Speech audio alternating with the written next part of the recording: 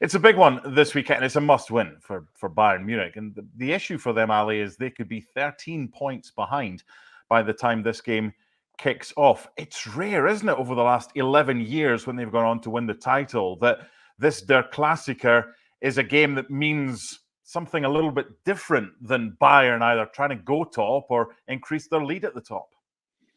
I think it's fair to say that for both teams, when they come to their Klassiker and play, they're going to be in a position that they did not expect to be. They would have thought that the importance of this game coming into this match would be, hey, maybe this is a title decider. Maybe this allows us to jump from second to first. Maybe this is the one that creates a separation that is necessary for one of us to win the title. And the truth of the matter is that neither one of them are going to win the title.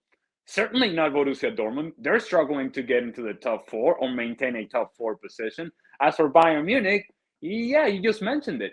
They're not playing to jump into first place. They're not playing to create separation in first place. They're not playing to be the dominant team in Bundesliga. They're playing to keep up with a 10-point gap with Bayer Leverkusen. That's the best they can do if Leverkusen win the game ahead of them. So indeed, as you just mentioned, going into the match, potentially Bayern Munich would be behind 13 points. So yeah, their motivation is, let's go win this, guys, so that we can be only 10 points behind. This league is over. Bayer Leverkusen is winning this. And so what does that do for their Klassiker? I'm not quite sure. I imagine that this is a game that's still very meaningful for both, but it's not the place that they would want to be. Neither Bayern Munich nor Borussia Dortmund would have thought at the beginning of the season this is where they would be. You're on studio duty for this one on ESPN and ESPN Plus. Do you expect to see Harry Kane, because he didn't play for England during the international break? They've got Heidenheim next before they go to Arsenal in the Champions League. Is this a game that, if he is a bit of a doubt, do you risk him, or does he play regardless if he says he's fit? I have to imagine that the reason he did not play or feature for England was because indeed he was preparing himself for their Klassiker. When this injury first happened, it was reported as, hey, just a tweak, just twist of the ankle. He'll be fine. He's going to be all right. But maybe it was something more than that. And so we don't really know what version of Harry Kane is going to show up, but I have to imagine that he has spent the last 10 days or so getting full treatment round the clock.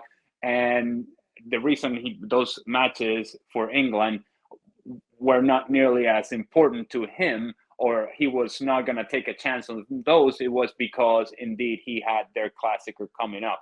I think if Harry Kane is anywhere ready to play, he'll be on the field, and he has spent this time in the international break actually getting ready for this match against Borussia Dortmund.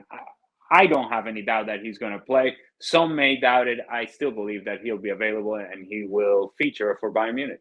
A quick word about Dortmund. 6 points to Stuttgart in third, but just a point ahead of RB Leipzig, who are in fifth. Top four in Germany get through. It's unlikely they will get the other two of the Champions League additional spots for next season. So are you concerned at all that we might not see Borussia Dortmund in the Champions League next year if they don't finish top four?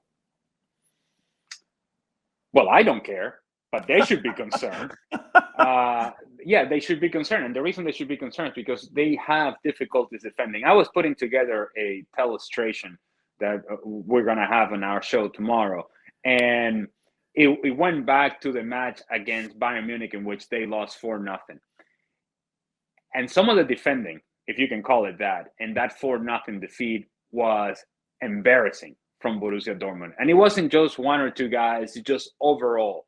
And it's something that they have portrayed and showcased, for lack of a better term, throughout the whole season. It's not a one-game thing. This is a team that can be exposed defensively, and that indeed will be the reason as to why, if indeed they don't finish in the top four, is because they are allowing goals everywhere.